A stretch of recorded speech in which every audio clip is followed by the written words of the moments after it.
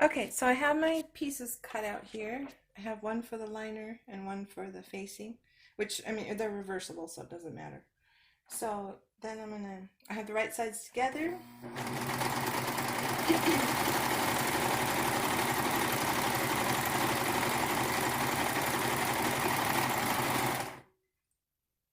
So I'll do each piece.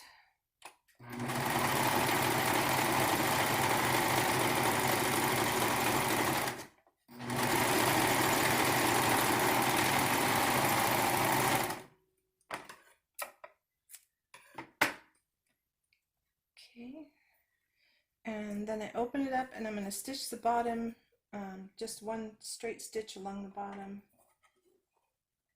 or one serge stitch, sorry. Because I'm going to leave the bottom open. Sorry. Okay, so this one I'm going to put on the elastic, so I'm lining up the bottom piece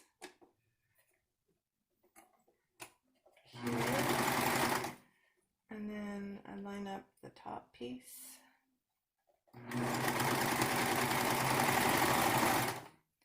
So it looks like that with the stitching on the bottom. Then I have to come back and do the other side.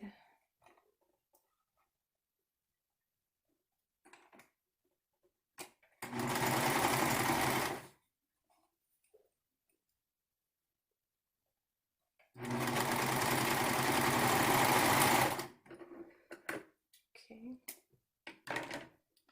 Then I take the other piece that I had. Did I not stitch that one? Okay, so then I'm going to stitch the bottom on this one.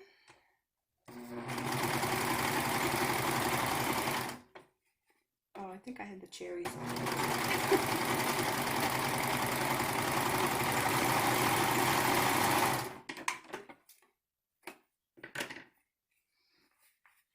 Okay, I'll turn it inside out, or right side, whatever. And then I'm putting it inside this piece, so right sides are together. And then I'm lining up the bottom edge and the side edge. And then I'm stitching, because I'm leaving the bottom open, but I'm stitching up about 1.5 inches along here, so that it's easier later. The whole thing isn't just hanging down.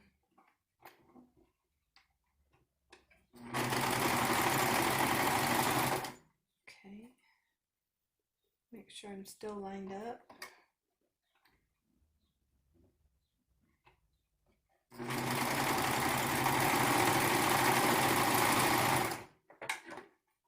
Okay, so that side's done. I'm snipping these guys off so they don't get in my way. Then I do the same for this side, lining up the ends.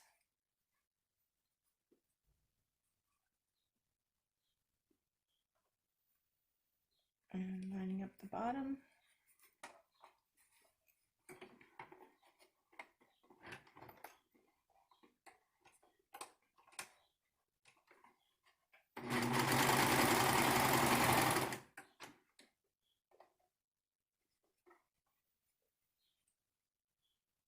Sometimes they slip still.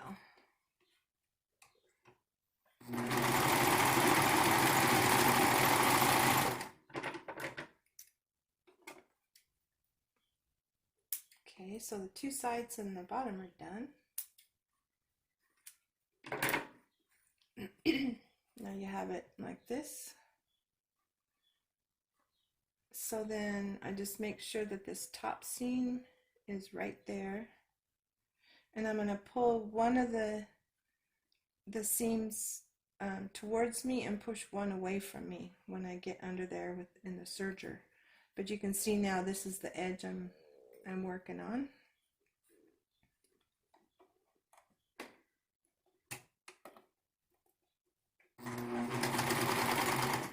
it's kind of tricky. You got to feed it in here because of the corner. You don't want it, because I got a cutter in here.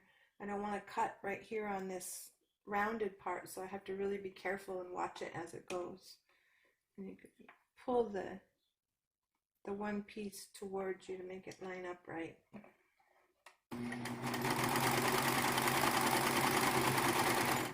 And then you get to the top, and like I said, I have the seams pressed out, one going one direction, one going the other. And then I stop it at the top and lift the presser foot up so I can make sure everything else is lined up under here. Put the presser foot back down, and then I'm going to continue that rounded part of the top. And then here I am, I'm going to get into the cutting blade again.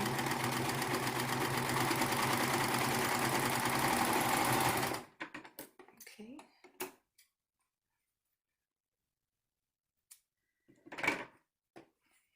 So it's like this.